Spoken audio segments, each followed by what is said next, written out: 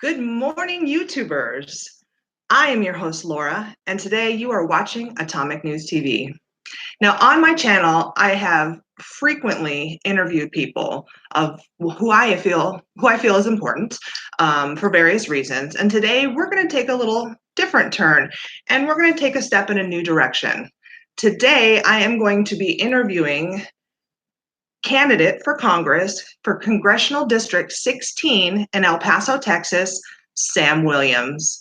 I know that you have all heard the name Veronica Escobar. I'm sorry. This is the person who is going head to head with Veronica Escobar. I cannot wait to talk to him.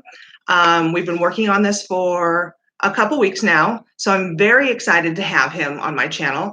And in just a sec here, I'm going to give him a call and I'm going to ask him various questions, let him talk about his platform and everything that he stands for, so that you, the viewers, can get to know him and see what other choices you have besides Veronica Escobar. So before I get into that, I want to make sure everybody here on my channel today is subscribed. If you're not, hit that subscribe button, hit that bell icon so that you can be notified every time I post a video or every time I do a live stream like this. And while you're at it, you guys, make sure you hit that like button. All right. I will have some moderators in the house tonight. I will not be able to acknowledge any super chats until the end. So if you do super chat during this, please just hang in there with me and I'll acknowledge you at the end of the video. All right, let's get into this. I'm going to give them a call now and we're going to have a good time.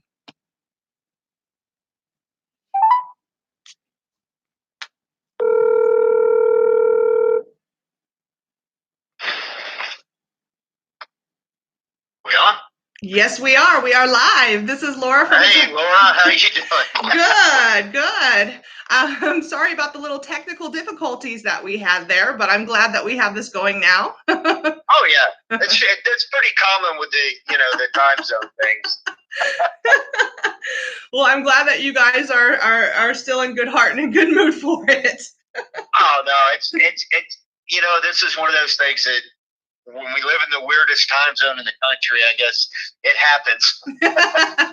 And with Arizona never changing their time, their time with daylight savings, it messes everybody up. Sure it does. We never. Hey, is anybody ever on the same page? If we were, I think we'd all have a whole lot more or a whole lot less problems in this country, right? Yes, ma'am. I'm sure that would be the case. Well, this is the first time I've ever had anybody at such a high level on my channel for an interview. Somebody that okay, I'm not on a high level. I think you are. I'm a retired soldier. I 29 years in the Army, and you start seeing what's going on. And when you're in the military, you really don't play the political game. You got to just work for the political people. Right, exactly. And so when I got in touch with you guys and started working this out with you, I was really excited because those are things that I am very interested in as a person myself, but a lot of my viewers as well. So I can't thank you enough for coming on and being put through the ringer here with all my questions. No, that people need questions answered. They want to know who you are and where you stand, and those questions are necessary. Yes, I agree. So when I started the live stream, I just briefly told everybody that's watching who it was that I was interviewing. So I was hoping you could tell my viewers a little bit about yourself, your background, and what made you decide to run for Congress. Well, my background, like I said, is I spent the bulk of my life in the United States Army, 29 years, 8 months, 16 days. That's what the DD 214 says anyway. I'm originally from Florida, and we retired here in El Paso just because it's a great area. I mean, it's a beautiful place to live, but we've got our political problems living right here on the border, of course. Yes. But, I come from a small town, 6,000 people, and I saw El Paso. What got me into politics was I saw El Paso being run like a town of 6,000 people instead of a town of 750,000 people. Oh, wow. It's a big difference in how you're going to operate. Yes. And you see it from the municipal level all the way up through our state representatives. People forget that this is a major city, and we're the forgotten child of El Paso, of Texas. El Paso is so far removed from everybody else in Texas that I think they've just neglected El Paso. Yes, I know a lot of people. I've heard that from a lot of people, actually. So I'm glad that you pick up on what the people are feeling in that area. I know that's going to make them feel a lot more comfortable with somebody new coming onto the stage. Yeah, but I mean, when you feel like you're I don't want to say this on the radio, but when you feel left out, even you think about it as a child. Yes. It makes you, very distraught on what's going to happen. El Paso's got a lot of potential. We have one of the largest military bases in the world here with Fort Bliss. Mm-hmm. It's one of the few places in the Army where we could do a maneuver of 60 miles to contact type exercises. We can't even do that at Fort Irwin in California for that far. So, I mean, we have the resources here, and I like El Paso. I really do. I just want to change it for the better and get us back to where we should be. That's definitely what needs to happen. Was there a reason you decided to run for Congress now versus previously? And was there any certain event or person that triggered that decision? No, actually, I ran last time as a write-in. Oh, okay. What I did was to get my feet wet. I knew being a write-in, the chances of winning were, slim to none. But it got me, I got an education out of it. It was an expensive education, but it was well worth it to figure out the political maneuvering you need to do to be able to even get into office. Yes. So running last time gave me that education, and it had a lot to do with Veronica Escobar's stances. When I did the opposition research on all the candidates that were running, it was like, what? Why are these people even running for a public office? With a trainload of baggage behind them and no record of actually doing anything for anybody else other than themselves. Yes, I often feel on the left that it's very much all talk, no action. They've got a lot to say, but not a lot to do about it. Right. You can identify the problem all day long, but if you don't identify a solution to go with that problem, you've done absolutely nothing. Exactly. Oh, exactly.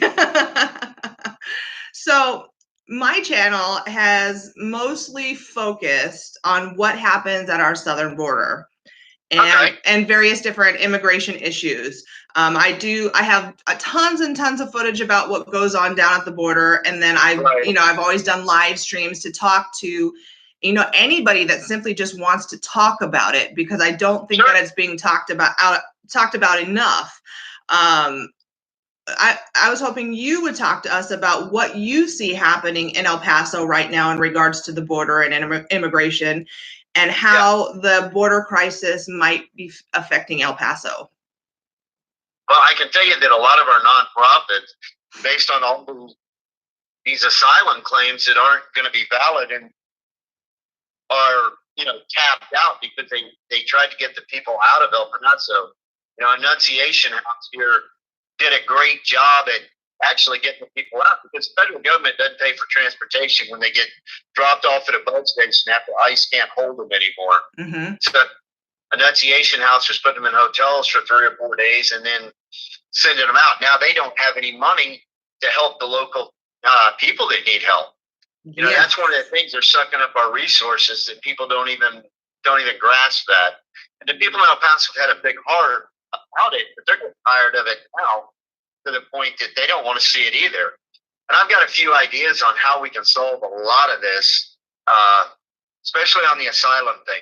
If you come through the desert, to get into the United States, you shouldn't qualify. You don't qualify for asylum. I mean, it's a simple change in the HCFR. Change it to that you must, if you're going to apply for asylum, you've got to come through a legal port of entry, period. Yes. There's no ifs and buts about that. I mean, my daughter's husband is in the UK. Mm-hmm. He just got out of the Royal Air Force, and, we're waiting on a visa right now. And we did all this the right way, and it's going to take up to 14 and a half months for him to get a visa. And my daughter's due, I think, the 7th of October with their first child. So he's actually getting vacation, and we had to work with them to be able to get him a visitor's visa to come for the birth of their first child. Wow. So he's doing it the right way. And that's the way it should be with everybody. That's one thing I've talked I agree wholeheartedly. My wife and I had to do it the right way. She's from South Korea. So, now granted, that was 33 years ago. So everything was done on a typewriter. So it took a whole lot more work to do it, but we still had to do it the right way. Absolutely. And that's something that I think that most of the people that watch my channel believe as well, that as long as they're doing it the right way, we're okay with it. Sure. They shouldn't have the right to cut in line in front of people that have tried to do it the right way and have been waiting for years to complete the right way. That's exactly what is happening. And we have a local congressman, our local congressman here. Her husband, a lot of people don't realize this through the nation. He's a federal immigration judge right here in the El Paso sector. And I'm sure she's using that. I don't know what you call it, that encyclopedia on the immigration system to be able to tell people how to circumvent or use those loopholes to their advantage that are within the HCFR for immigration. Yes. I've heard about that. Yeah, she panders, she's really pandering to one specific demographic by not using her husband's last name. I find that to be kind of odd as well. Most women, when you're married, you take your husband's last name, and that's kind of the way things work. My wife did. Right. I think I would have rather taken her last name because it's only 2 letters long, which is a lot easier to write. But she wasn't going for that one. That's great. But no, I absolutely agree. We've all kind of wondered that same thing. So, I mean, you're saying what everybody is simply thinking, and maybe too afraid to just say it because, the world is so sensitive right now, and it's kind of pushed into us right now that it's not okay to think differently than the left. So. We all think differently. We all will never agree. And I don't care who you are. You never agree with everybody on every point. It's just not going to happen. Right. I ask people this question a lot. I said, do you agree with your wife on everything? And they're like, no. I said, well, that's the whole thing.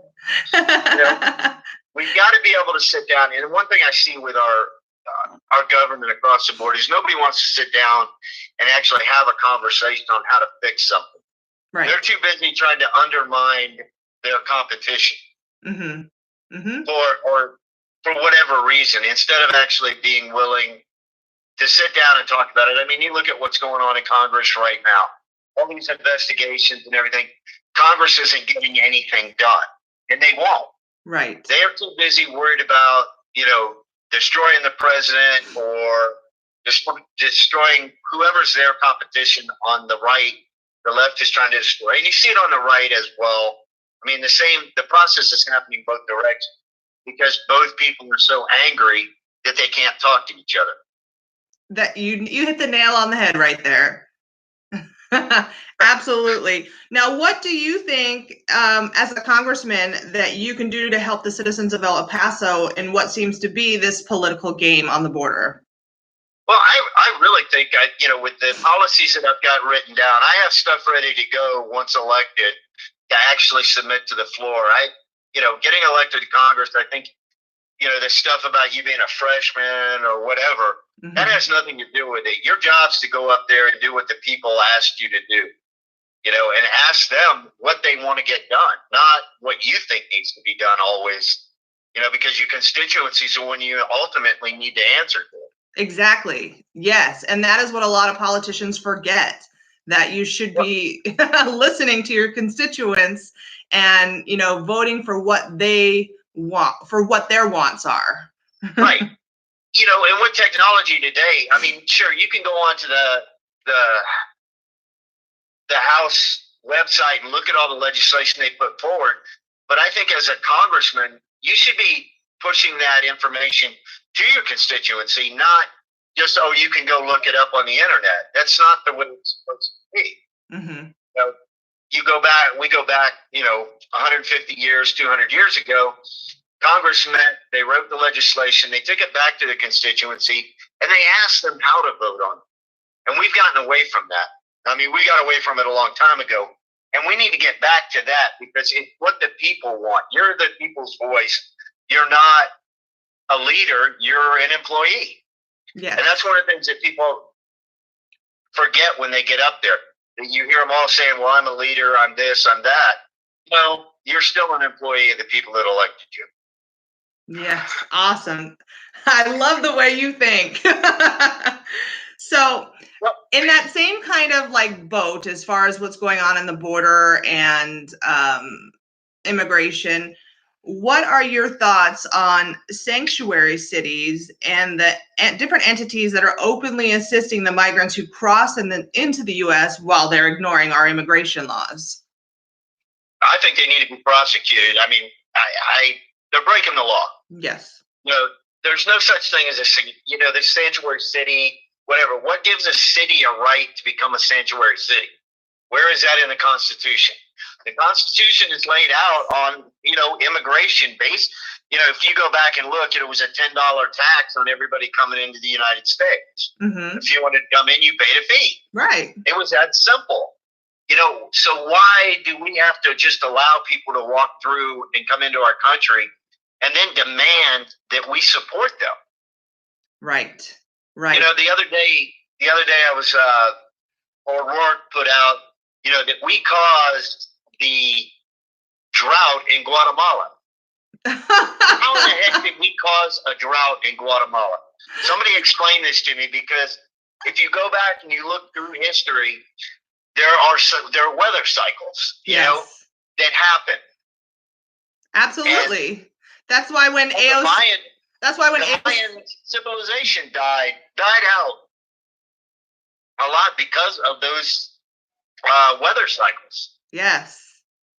And that's why it amazes me when AOC talks about, how hurricanes are because of climate change now. Hurricanes have been happening for a long time, AOC. Well, I mean, think about how many of the expeditionary fleets were sunk by hurricanes. Mm-hmm. Now, granted, the Dorian was a very strong Category 5 that stalled over the Bahamas, which is just, a tragic thing to have happen. Yeah. But, is it the most powerful? It's the most powerful hurricane since we've recorded how strong hurricanes are. That doesn't mean that it was the strongest one ever, Right. It's almost as if she feels there's never been one of that, magnitude ever before. And it amazes me. No, but if you look at the Pacific, right? There's storms at that magnitude all the time. Yes, exactly.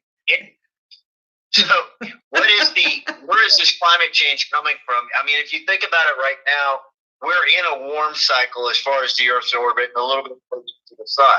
Mm-hmm. So that's going to drive temperatures up. But this is a cycle that has gone on for thousands and thousands of years. It's happened many times. Yeah, mm-hmm. This is nothing new. Nothing new, yeah.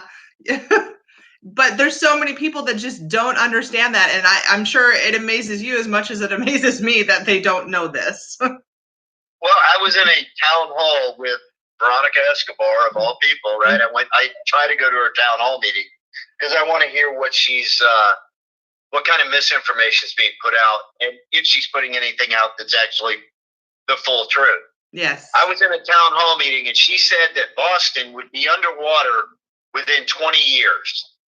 Okay. Yeah, Boston's average elevation is about 140 feet. At the current rate right now, with whatever the ocean's rising, it's 0.13 inches a year. Yeah. if nothing changes, it'll take 1,000 years for that to happen. Maybe. Right. But with knowing what we know about historical weather cycles, it's not going to happen. It's actually going to recede. Veronica Escobar is suddenly a scientist now. Well, she states that she believes the science. Yes, I don't believe anything unless you can show it to me. I want to see all the data and not just listen to one side. You've got to take all of it, put it together, and make a good decision based on the information, all the information, not just one side of the information. Correct. Now going back to the sanctuary cities, one of the types of entities, which you mentioned earlier, that are giving assistance to the migrants are churches. Do you think El Paso citizens are not receiving the community outreach and resources that they would normally receive from churches because they're being used on the migrants instead? Yes, that is a fact. A lot of the churches right now just don't have because they helped with the migrants. Now that the local people that they normally help aren't getting the same type of assistance that they were getting. El Paso is one of the poorest cities in the United States. Oh, I didn't know that. Oh, okay. Yes, ma'am. Okay. For the size, Detroit's a little bit poorer with it than El Paso, but we're roughly the same size cities. I think Detroit's population is about 10,000 more people. Mm-hmm. And like I said, this starts at the local level. The city of El Paso hired a city manager. Most cities of this size don't have that type of government because you have department heads that can run the city. Mm-hmm. And what's happened is they're paying this guy to run El Paso. They're paying him $330,750 a year as a salary. Now, the Detroit mayor, comparatively speaking, Detroit, the same position, mayor / city manager, right, makes $180,000. Mm-hmm. Because they can't afford to pay this much stuff. And these are all the things that I've said, I see, and with federal pressure, I think we can fix a lot of that. Our streets here are garbage. Mm-hmm. I mean, there's no other way to put it. And I'll call the city out on it or whoever, because we need to be able to get some federal grant money down here to fix our surface streets. The highways are being maintained because that's state and federal funds. Mm-hmm. But with the local streets, half of them, they're all potholed. The pavement is collapsing, and there's just no real maintenance on it. And they're saying they have no budget for that, but they have budget to build. We live in the desert, mind you, and they're building all these water parks all over the place that the city's got to maintain, but there's nothing in the city budget for the maintenance of them and the upkeep. Oh, no.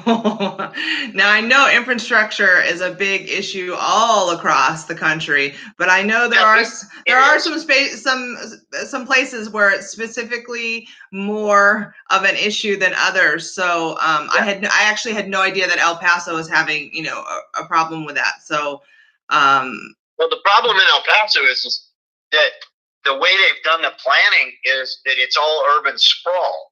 So there's, we don't have a lot of large buildings here, or apartments and things like that where people would live in multi-level buildings. So the city just keeps spreading out. Oh, and okay. As this urban sprawl happens, it makes the infrastructure a whole lot harder to maintain. I can imagine. Yeah. Especially if you're not having a population increase, mm-hmm. And the tax base in El Paso is actually the opposite of what it should be. It's about 70% residential property tax mm-hmm. and 30% commercial property tax.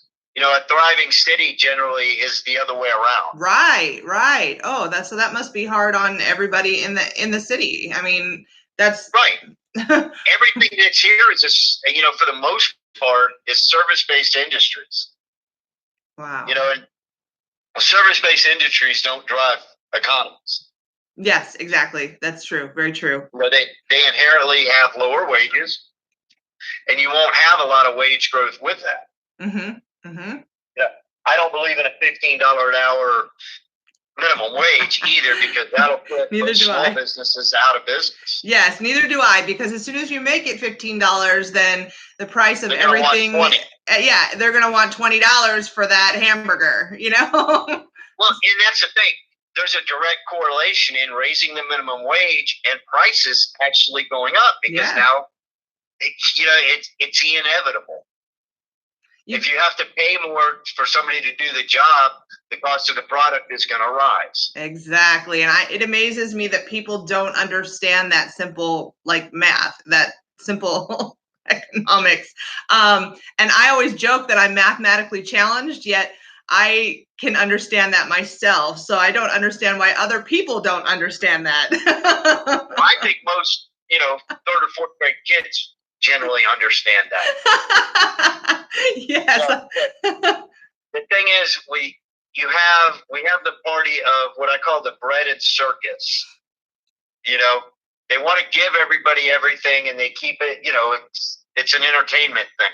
Yes. They promise them all kinds of free stuff, but when it comes down to it, where does the free stuff come from? You got to pay for everything. You do.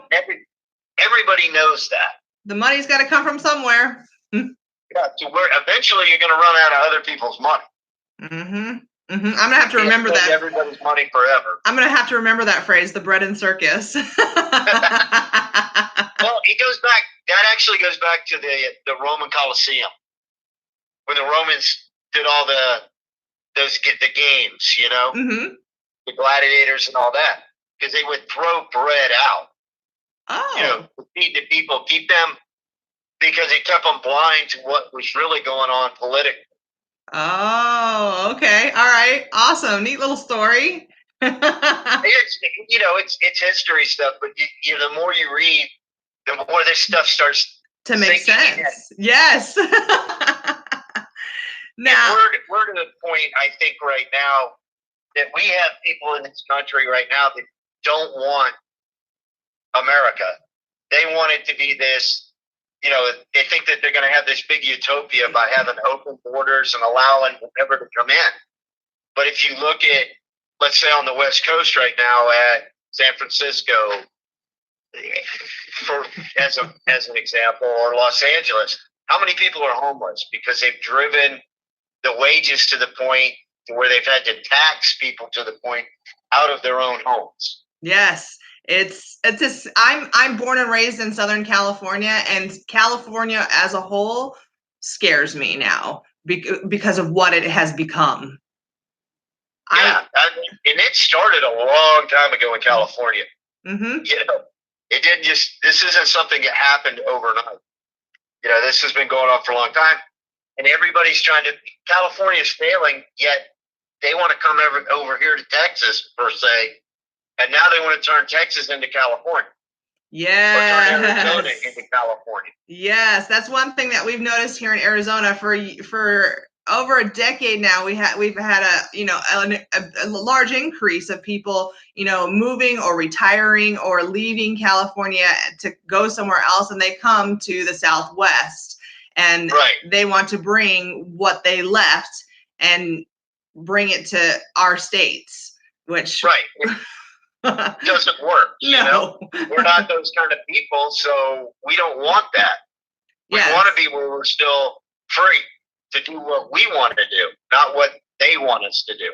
There's a reason why they left it. There's a billboard that I once saw that says, "Don't vote for what you left behind." No, and that's true though. But that's exactly what happens when people start migrating through the country. And we're not even talking about the people coming in illegally. It's people inside our country. Mm-hmm. Yes. You know, I just don't, I can't, you know, your choices, and that goes back to the minimum wage thing as well. Your choices through life dictate your destiny. I don't dictate your destiny. You don't dictate mine. Right. It's based on the choices we make. Yes. You know, exactly. I honestly believe that you can be anything in this country you want to be if you're willing to put the time and the effort into it. And make the right choices. Right. Yeah. You know, you can't go out and be, you know, beating your wife up and stuff like that and expect to succeed in this world. Mm-hmm. I mean, it's just not an acceptable practice. Or if you drive drunk down the road, that's a personal choice. That's not my choice. I didn't make a choice. If I made that choice, I pay the consequences for it. You can't blame it as a mistake. That's a conscious effort to do that. Right. Exactly. So let me ask you about the wall. That's one of my favorite topics on my channel. The wall. All right. Well, we can get into walls. I mean, I ran the green zone in 2008, 2009 for border protection. And we had 26 miles of wall in the green zone. Okay. Now, with that being said, is the wall going to stop everything? No. But, you know, you still have to man the wall. Walls are a deterrent. If we need the wall there to at least funnel people into one spot where we can control it. Yes, exactly. And that's what, well, I look at it from a tactical aspect more so, you know, as a security. Mm-hmm. Because you think that any of the FOBs or cops or anything that we had in Afghanistan or Iraq did not have walls around it, you're sorely mistaken. Mm-hmm.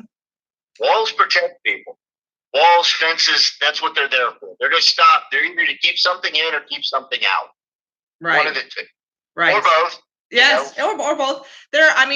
People don't realize that there are at least over 20 countries across the world that have massive walls like we're building to protect their country. To defend their border. Yeah, to defend their border, either to keep people in or keep people out. Either way. Well, look at East Germany. What did they do? What did the Russians do? They put a wall up. Yes. You know, to keep the East Germans in and the West Germans out. Mm-hmm. Although if you wanted in, they'd let you in, but you're not leaving. You're not leaving, right? Exactly. Kind of like the Hotel California, right? Yep. Now there are people who, on the left, I will just say politicians on the left who often tweet and post on social media that the wall is completely ineffective. Now I know, just a stone's throw away from you in Sunland Park, New Mexico, they just built a good chunk of private wall. And since they built a mile out there. Now where it's at, it's on Mount Christ. It runs up part of Mount Cristo Rey. The problem is that we need to finish going over the mountain and over the other side. Yeah. Yeah. Rumor has it that that's going to happen here shortly. So yep. Once they close that gap, then we'll probably have about 30 miles there or 40 miles of fence that's complete that will keep people that'll have to go out through New Mexico, out toward Columbus to actually be able to, and they're building out there right now too. So as this thing comes together, it's going to slow people down.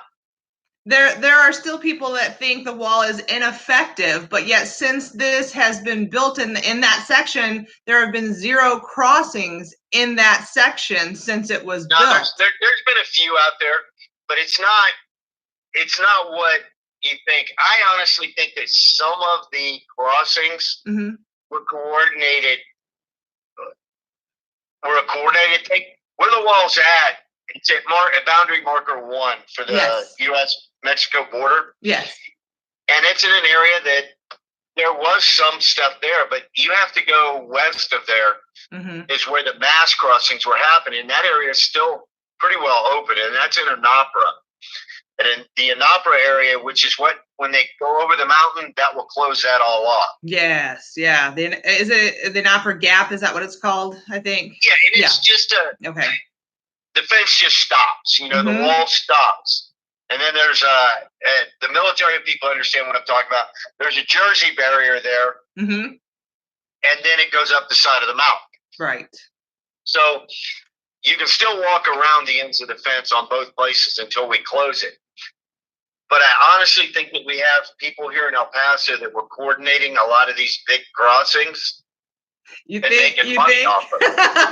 I think you're right with that. I think you hit the nail on the head with that. I mean, I'll give you an example of one of the things I saw. It was on El Paso Street here in El Paso. Somebody's parked in a parking spot filming a manhole cover. And I'm sure you've seen the video. Oh, yeah, it's on my channel. Okay. So how the heck are you going to sit there for 10, 15 minutes waiting for somebody to pop out and play whack-a-mole with? Because that's what it looks like, you know? Yes. How do you know unless somebody's giving you the information, or you're paying for the information, or you're part of that problem to see that happen? I mean, the chances that happen, you got a better chance to win the lottery than being in the right place at the right time for dudes to start popping out of a sewer somewhere. And that has happened multiple times there, from what I understand. It has. It's not something that hasn't happened in the past. And isn't the port of entry like just a couple blocks away? Yeah. Yeah. It's a port. They could have gone through that port of entry, but no, that's not what they're after. They don't want to follow the rules. But it also makes you think about it. With what we do actually have, where the problems really are, all that does is enrage people and create a bigger problem. Mm-hmm. Instead of identifying how we fix the problem, you can show that, like I said, you can show the problem all day long, but how are you going to fix it? Yes. Yeah. You know, and the only way to do it is with the wall, and you got to have people with guns on that wall. Yes. And you got to allow them to use the guns. Yes. I hate to say it, but it can't be. You can't give the guys, tell them to defend the border, and then not allow them to enforce that order. Mm-hmm.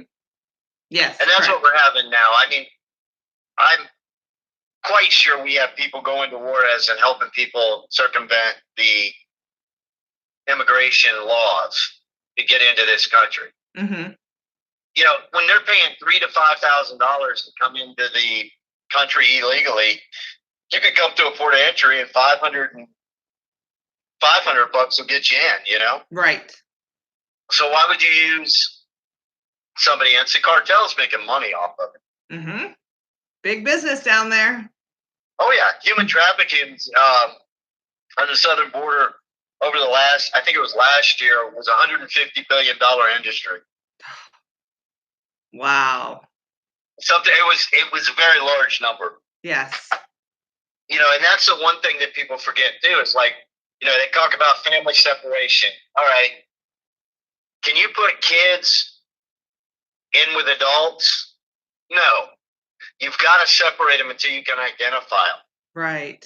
Right. You know, and I suggested the DNA test during the last elections in 2018. That was one of the things that I had done some reading on to find out how quickly we can do it. Mm-hmm.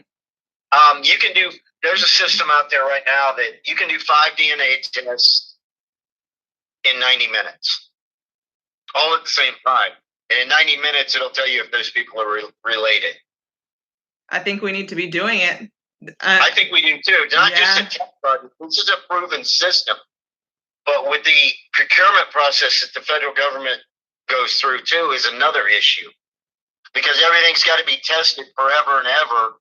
And then maybe we'll buy it after that technology's outdated. Right.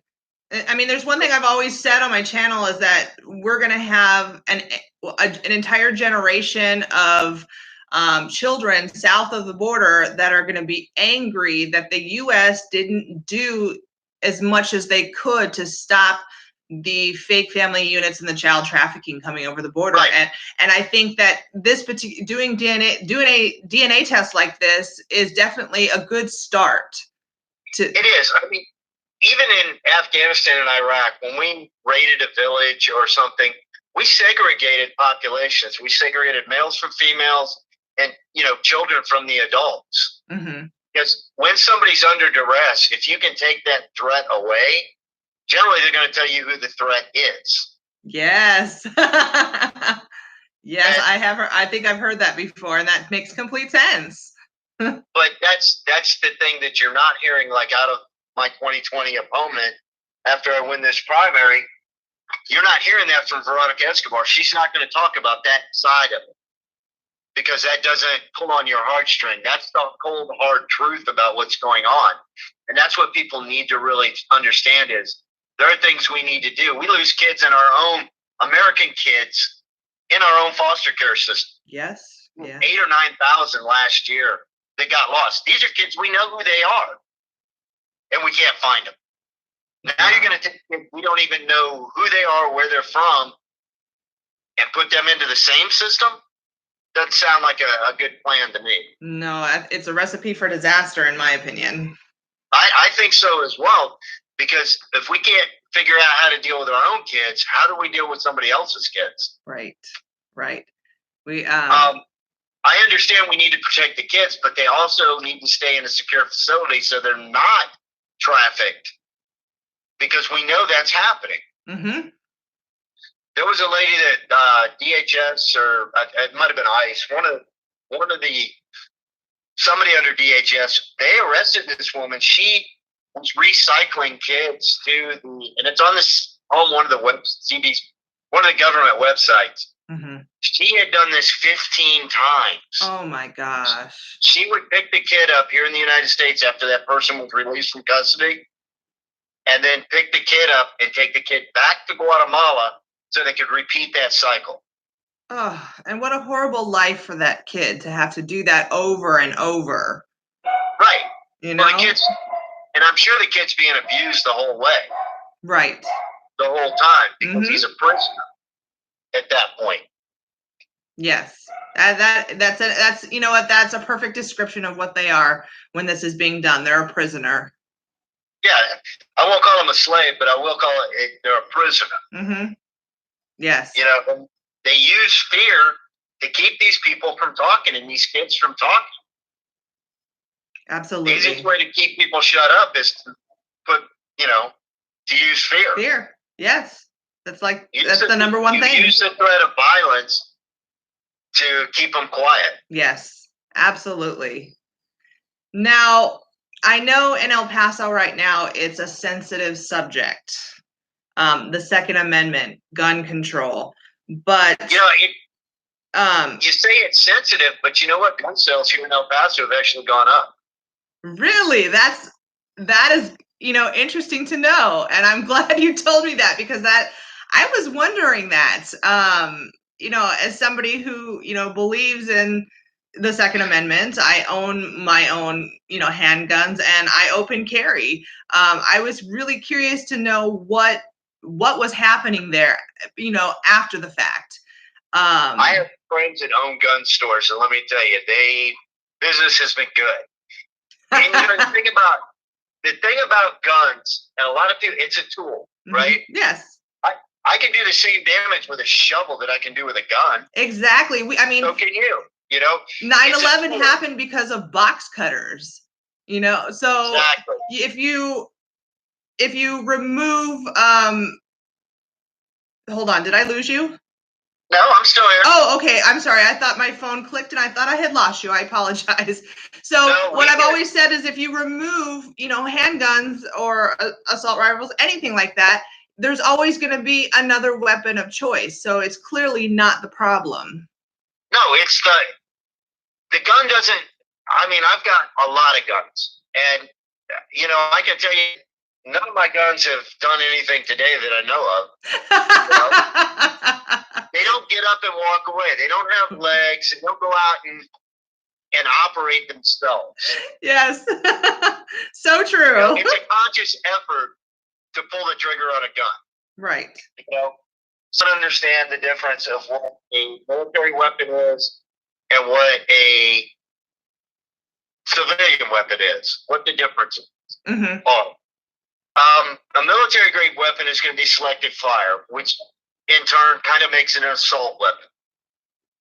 But if I use a golf club, I can make that golf club an assault golf club, right, by what people are saying right now. Mm-hmm. But assault weapons are selective fire. They have a safe, a semi-automatic, and an auto mode or burst mode of fire. Mm-hmm. That is the true definition of an assault rifle. It has to be fully automatic in some form or fashion, not semi-automatic. Mm-hmm.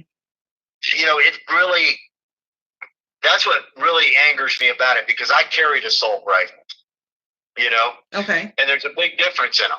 Yes. For all practical purposes, a machine gun is an assault weapon. Okay.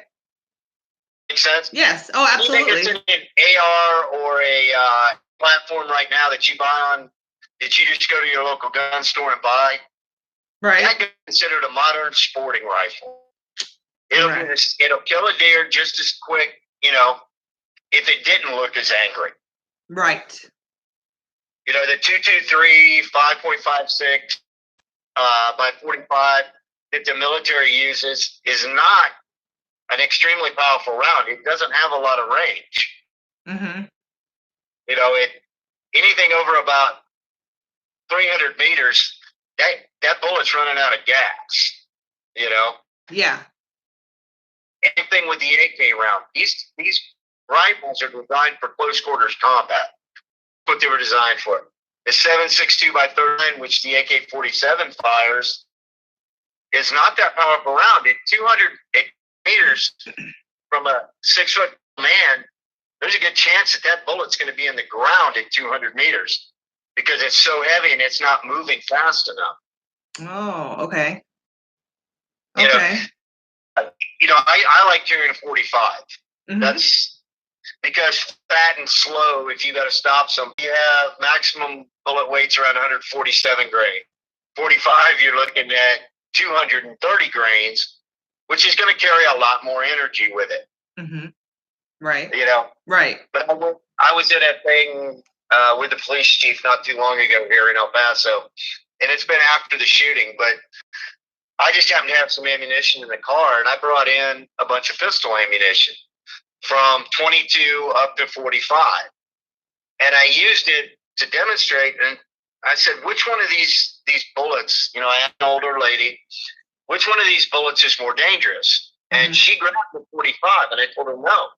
The one that's more dangerous is at 22. Wow. No, a 22 is, think about it, 22 caliber has killed more people than big caliber stuff. See, and that's my choice of a gun is a 22. I prefer a 22. So that's interesting to know. But 22 is fun to shoot. It's cheap to shoot. Right. It's fun. It's cheap, and just because I've had hand surgery before, it's easier for me to shoot. So no, and I understand that. I mean, there's a purpose for it. If you can't handle a bigger caliber, 22 is great. It's also a great round to teach people with. Yes. So that they get over the fear of the recoil and things like that. Because that's one of the biggest fears that a lot of people have when they start looking at big bullets, right? The 45, it looks so big, but it has less recoil than a 40 cal. Mm-hmm. By far. It's a lot easier to handle. Absolutely. So I love my guns, and I think that an armed society is a polite society, to be honest with you. My husband has that sticker on his gun safe. Well, you think about this, though. Any country that has banned firearms from civilian populations mm-hmm. has more gun crime, more gun murders mm-hmm. than countries that allow firearms. Right. And I don't know why people can't swallow. I don't know why people can't swallow that pill, because I mean, we could literally put the facts in front of them and they'd sit there and shake their head and say, nope. Yeah, no, it amazes me. No, I've read a lot of the data, and there's nothing that, I don't care whether you open or conceal carry. I mean, I think conceal carry is better because it keeps them guessing. Right. But a lot of people, too, you hear this after these mass shootings, well, why, the counterpoint is why didn't somebody with a gun stop them? Yes. Well, if you've never been shot at, you're going to scatter. It's not fun. It's not a fun thing to have happen. And a lot of people aren't trained to use firearms under stress. Mm-hmm. There's a whole different deal in shooting under stress than there is in shooting, at the range. Mm-hmm. Yes. Oh, yes. I would recommend anybody go get training on how to shoot under stress. I tell them to go run a half a mile, then try to hit a target. Oh, that's probably what you guys had to do in the military, is do things like that. We did. We learned to shoot under stress so that you don't lose your mind in a firefight. Right. Because you never know what's going to happen or how exhausted you're going to be and have to pull it off. Absolutely. Right. And that's why you want to teach people to shoot under stress. Even law enforcement goes through that kind of training to learn to shoot under stress. And some of the problems with law enforcement right now, you take somewhere like New York, they have 12-pound trigger rates on a handgun. Okay. For the police department. That's like taking a revolver and shooting it double action and expecting to hit the target every time. Oh. It's a very heavy trigger weight. Yeah. If they would allow them to loosen, to go to a lighter weight, they would be more accurate. That's why a lot of these, a lot of the cops actually have problems hitting targets, when it's for real, because in the heat of the moment. Because as soon as you pull off that 12-pound trigger, chances are you're going to be off target. And stray rounds are just as bad as the bad guys' rounds. Yes, right. We've seen that. And that. that's why a lot of these things that happen with law enforcement, why there's so many rounds fired. Because they have to be able to get back on target. That makes total sense. Now, in Texas, we've all kind of heard that. I think everybody's heard that saying, don't mess with Texas. So why do you think there's still no constitutional carry there? I think it's because of all the liberal state representatives we have. I mean, that's my honest opinion. Here in El Paso, there isn't a single elected official right now, other than the mayor, that is a Republican. Wow. Or a conservative even, or an independent. They are all hardcore Democrats. Now that's a big thing, because everybody thinks of Texas as a red state. Do you think that Texas really is turning blue? I mean, is that something that people they're dumping? That's the thing. They're dumping so much money in here. Most of the conservative candidates are being outraised 1,000 to 1 in dollars. And one of the issues I've got is, you hear people say, well, you got to run on the issues. Yes, you do, but how do you get your message out there? And it costs a lot of money to get, airtime, TV commercials, billboards, all this stuff to get that message out there. And that's what's happened here in El Paso. I can tell you during the last election that there was 3 of us that were conservative candidates that ran, 2 independents and a Republican. And between the 3 of us, we spent about $100,000. Veronica Escobar spent $1.3 million. Right. On her campaign. Yes. So whose message is going to get out there quicker and better? Right. The one who spends more money. Yeah, it costs a lot of money. It's a lot. It's expensive. And that's where our conservative base is having a problem. People get mad when I say this. Republicans, we all like to hold on to our money. I got it. I like to hold on to mine too. Yeah. But to keep things from changing, you're going to have to open your wallet up and give to your conservative candidates. Yes. Wherever that is nationwide. And the thing is, you can give money to any candidate nationwide that's supporting your cause, because a lot of people forget Congress is a national thing. So the decisions that are made up there can affect everybody in the United States. Yes. Not just your own district. That's another issue that I don't think people understand the scope of what the federal government does. Now, we have a lot of overreach with the federal government by any stretch of the imagination on a lot of different stuff, because a lot of things need to go back to being state issues, not federal issues. Yes. Oh, I agree with you on that 100%. Because that's our biggest issue right there, is the states don't control anything, or what they should be controlling, because the federal government has overreached that. Yes. They dictate. We can get into education with that. The Department of Education is one of the newer departments in the federal government. but education should be left back to the states. Yes. I so agree with you. Well, if I know that if I could vote for you, I would.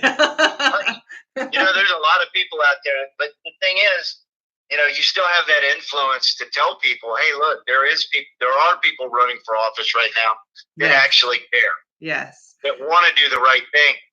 It's just like whoever's in the Oval Office, right? I believe that Congress and the Senate should give them support, instead of trying to railroad them into something. Mm-hmm. Because that's when we start seeing executive orders and all this other stuff instead of true legislation on a lasting fix for a problem. Yes. Oh, yes. I totally agree with you with that. Some people, you're crazy for saying stuff like that. Why? That's really how it is. It is. The people elected the guy that's in the Oval Office, right? Uh-huh. Okay, so your job also needs to be to support what he's doing, because if he fails, we fail as a people. Yep, and that's one thing I never understand is why is the left always trying to shoot this country in the foot? It's all about. I think it's all about the money with them. Yes. I think you're right there. Ultimately, it is all about the dollar. And everybody, I've been asked why, and you asked me too. What makes you want to run? I don't have to run for office. I'm retired.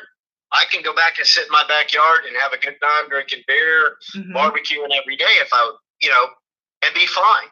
Right. But I'm willing to fight for the people of this country again. I laid my life from the age 19 to the age of 48. I was in the military. Yes. I got 95 months of combat time. So I'm not afraid of the fight at all. I'll fight for the right thing. We need to fight for it. But the Democrats right now, the left in general, I won't say just the Democrats, because there are moderate Democrats out there that actually care about the country.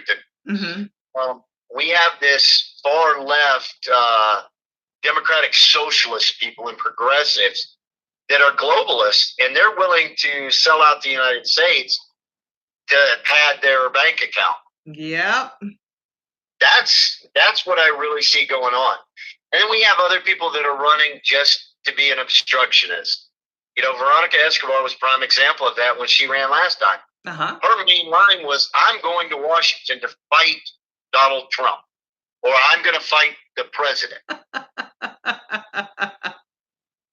And she got it. The only reason she got elected, I honestly believe it was because of the veto factor. Veto, yeah. Because in Texas at the time, we've changed now, but we had straight party voting. Mm-hmm. That has been taken away now. Oh, that's going the way of the wind. So I think we're going to see we could see a good dynamic shift in politics in Texas in general. Maybe we can get rid of like Sheila Jackson and Al Green, you know? Oh, I sure hope so. We need to unseat a lot of people there, apparently.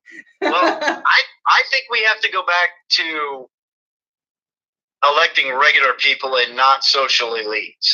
Yes. So well somebody said. that's actually had to live. Well said. under their oppressive rule. Well said. Now, I know we've talked about a whole lot of things, right? In this live stream. But based off our conversation today, is there anything else that you'd like to talk about to my viewers, or add to the live stream about you, your platform, or what you stand for or want to fight for? I want to get, like, El Paso is one of the largest cities in Texas, right? 6th largest city in Texas. Mm-hmm. We don't even have a VA hospital here. Oh my gosh, I had no idea. No, we have a clinic. We have a clinic that's attached to William Beaumont Army Medical Center. Uh-huh. The only thing that happens between the VA and William Beaumont is that the VA takes care of emergency services for or not the VA, William Beaumont does emergency services for the VA. You know, but that's still, we need our own. We've got over 50,000, about 50,000 veterans here in El Paso. Right? So why can't we have a VA hospital? You take somewhere like Tampa, St. Petersburg, Florida, I think there's 2 or 3 VA hospitals in that area, and their combined population is less than what we have here. Wow, and you don't have, I had no idea. No, we have a clinic. We have a big clinic, don't get me wrong. Right. And they do what they can, but it's still, we need the whole hospital. You know, and they tried Absolutely, to build I agree with you. They're building a new Army hospital, and they're going to attach a VA clinic bed. What good does that do us? Right. Doesn't change anything. And I've never had an issue myself with the VA, except over prescriptions and them wanting to mail them and all that, and I wait till the last minute. Other than that, you know, they've taken pretty good care of me here. But I think if we had a hospital, a lot of people could be taken a lot better care of. Yes, because I'm sure there are a lot of veterans in El Paso. Oh, I totally support you on that. Wow, I had no idea what you mean. And I'm sure there are many, many more people that had no idea as well. So I'm right. And Veronica Escobar, will go right back to her. She stated in a town hall that there's no support in Washington. I thought that was your job to get the support. It is. I mean, that's just maybe I'm wrong, but I don't think so. I think that it is our job to get the facilities and things that are funded by the federal government into our community as Congress. Right. Well said. Now, you know, we've got, you know, a few things. I mean, we've got an upcoming meet and greet / fundraiser. Okay, that was going to be my last question for you was, you know, where can, you know, my viewers and people who come across this video find you, or you know, show, or how can they show their support for you? Well, they can go to the website, which is it's FOREP.com.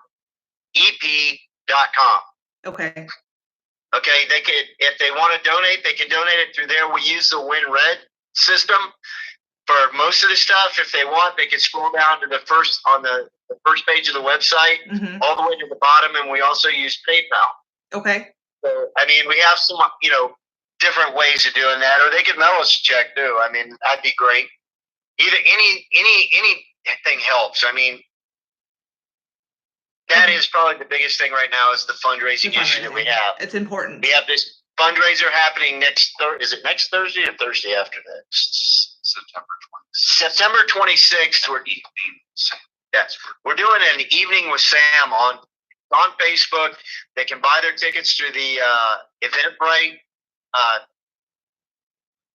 platform. Okay. I didn't think about how to say that, and my brain stopped working there for a second. Well, anyway, we have that set up. It's, like I said, it's $20 per person. Food, non-alcoholic drinks, because I don't pay for other people's alcohol too often. You know, so we have that going on. We have this weekend on the 14th, we have the Alvario Sports Club. Now, that's not a campaign event, and I want to make sure people understand this, because some people have been trying to say that it's a campaign event.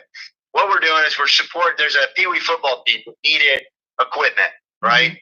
Right, okay. So we got together with the people in that neighborhood and with the football team to get a whole bunch of sponsors and stuff to come down, give product away, you know, raffle off gift cards and stuff. And all the proceeds from this are going to go to this football team to buy their helmets, their shirts, their shoulder pads.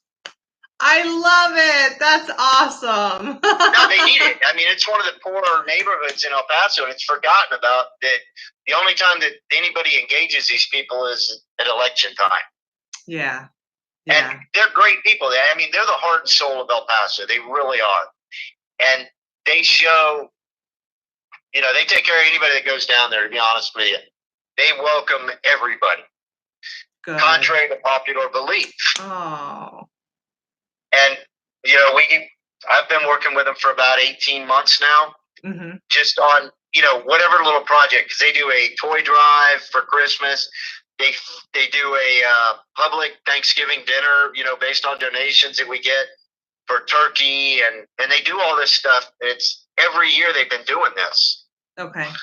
So we've been trying to get them some exposure to get to get this thing pumped up and to show that El Paso is really, we're all together in this.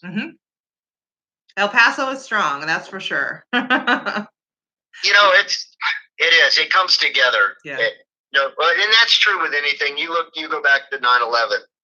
The United States was pretty divided until that happened, and then, we get hit. We get a sucker punch, as Toby Keith says, and everybody came together. Yes. But that's short-lived too. That's, people don't care anymore. I was at an event yesterday, and there wasn't maybe 40, 50 people there, tops. And it was a 9/11 memorial event here we had in El Paso, and I was kind of upset about that people didn't show up. Yeah, we're forgetting as a country, and we're supposed to never forget. No, and you can't forget things like that. I mean, you can't.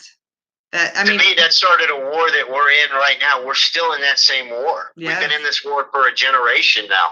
Right. And how many soldiers have been wounded? How many soldiers have been killed? Just trying to defend this country against that threat that's out there. Because a lot of people don't understand the threats that exist existentially to the United States. That's one of the biggest things that I can say, is that unless you've been outside this country, you don't understand how nasty this world is. Most people in the United States have lived under a security blanket for too long, and they don't understand what the rest of the world is like. And you don't want to bring the rest of the world into this country. You don't. I agree with you on that. Absolutely. We need to have that. We're a sovereign nation. We need to have pride in our country. Yes. And it needs to be made, so that having pride in your country doesn't get a slew of people ragging on you for it. No, it shouldn't happen. That shouldn't happen. Should never happen. Because first and foremost, if you were born or naturalized into the United States, you're an American. Yep. And you need to remember that. I don't care what color your skin color is. I don't care where you come from. Once you've taken, you've pledged allegiance to the United States, you're a U.S. citizen, right? Yes. And first and foremost, your priority should be to America, not to somewhere else. Yes. Yes. And not waving another country's flag as they come into our country asking for all the freebies. Exactly. You want to be an American, great. That is a big issue. Yeah. If you want to be an American, great. Be an American. That's the way I see it. Hey, look at the people in Hong Kong right now. Right? They're waving our flag. They're more American than some of the people a lot of the people right here in this country. Yeah. Right now. I posted a video on my channel showing them singing the national anthem and waving the American flag. People in Hong Kong are more American than Americans. And what's wrong with that? Figure that out. Where is our sense of being a nation? Yes. Where is that going? And why are people trying to destroy that attitude? I just don't get it. I really don't. And it's people like Veronica Escobar that support that. So no, they do. I agree with that. She does. That's pretty obvious. I'm going to do everything I can to help you. I have 16,000 subscribers on my channel. I know this video during the middle of the day won't see a whole lot of traffic until this evening, but I will be posting this video out everywhere, all over social media, because the world needs to know that there is another choice other than Veronica Escobar in El Paso, Texas. There is. And, I want everybody you can follow us on Twitter too, and I wish everybody would. It's at Vote Samuel Will 1. It's my Twitter handle. Okay. Also, the 26th at BJ's Restaurant, the Eventbrite campaign is on Facebook. Our Facebook handle, yeah. And the Eventbrite campaign is An Evening with Sam. So when they see it, click on it. If they want to come, click on it, buy a ticket. We'll feed you, and I'll talk to anybody. I don't care who it is. I'll sit down and talk with you because I think that's important to what we need to get done. Yes. You need to hear what people think. Yes. And people need to know that you do care about all the people. So, and that's clearly what you're showing. I'm a regular guy. I've served with, every type of person you could think of just about out there. And I consider all those people in the military like that, they're my brothers. And, that's how we stayed alive. But as a country, we're dying because people won't come together. It's a shame. It's a shame. Well, I want to thank you for being on my show today and answering all these questions that I had for you. I apologize for the time zone confusion. No, we did it last week, so this week was somebody else's turn. So it's all good. So I appreciate the opportunity to be able to speak to people and let them know where I'm really coming from. Well, I appreciate the opportunity, of you coming onto my channel. Like I said, I haven't had anybody. Well, you don't seem to think you're that big, but I think you are. And I'm giving. I'm 5'11". I'm not that big. So I have enjoyed this, and I cannot wait to share this out everywhere because I have multiple platforms that I can send out the links, make sure everybody knows where to go to find you on the internet, and share. Right. And I'll be sharing your future events too. Right, and I really appreciate that. The more support we get, the better because we have to win this. Yes. This is a no-fail. Yes. Operation right now. Yes, we can't fail. I'm going to be watching you close because I want to see you unseat Veronica Escobar so bad. I want to unseat her as well because I think El Paso deserves better. They do. That's exactly it right there. That wraps it all up. El Paso deserves better. So that's it. So thank you guys for being on the show today, and hopefully this won't be the last time we talk. Hopefully I'll get to talk to you again, some other time. Yeah, anytime. Just that, you got a number to call the guy to get it scheduled. Yep. All right. Well, you guys enjoy the rest of your day, and good luck with everything. All right. Thank you very much, Lawra. Thank you. Take care. All right. Bye. Bye-bye.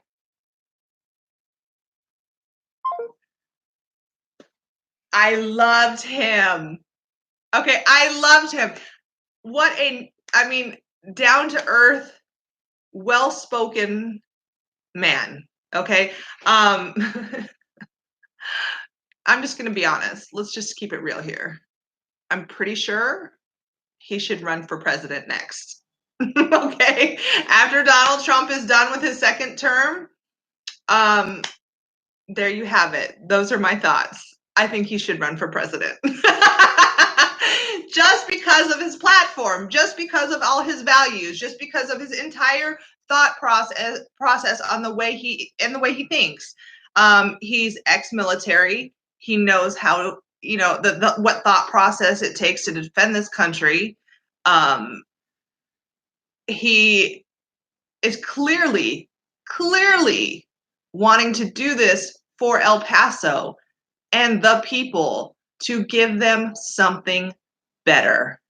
Okay, you guys, I hope you guys enjoyed that. And like I said, that's like the biggest person I've had on my channel. And I am so grateful to him and his campaign manager for giving me that opportunity. We all know that sometimes I can post some things on my channel that could be a little controversial, but they gave me a chance, and I appreciate that. They have no idea how much that means to me. That didn't just make my day, that like made my month. Okay. And September's not over with. So I am going to share this video to Atomic News on Facebook. I'm going to share this video to Atomic News on YouTube. On YouTube, it's going to be in the community section for those people who maybe are not subscribed to my channel and just are skimming through videos. I don't want them to miss it. I'm going to share this video to Twitter. Okay, there's a group of people that I work with. They're going to share this video out to all their social media sources as well. And then on Facebook, like, I'm pretty sure I'm part of at least 50 Republican groups. Okay, and I am going to make sure this link to this video is shared everywhere. I want you guys to share this video as well.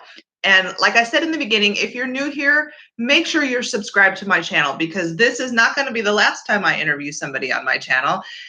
Make sure you hit that bell icon so that you can get notified when I upload a video or when I am doing a live stream. I usually live stream twice a week with various topics. The most common topic, the border. I love to give you guys border updates. My colleagues here on YouTube have dubbed me the border queen, so I have to keep up with that title. I can't let my TRO tip. So I will be doing another live stream this weekend. I'm not sure exactly which day, if it's going to be Saturday or Sunday. So you have to watch the community section of YouTube to find out when that's going to be. You guys make sure that you hit that like button on the way out. I want to thank everybody for being here today. And until next time, peace out. And let's vote Veronica Escobar out.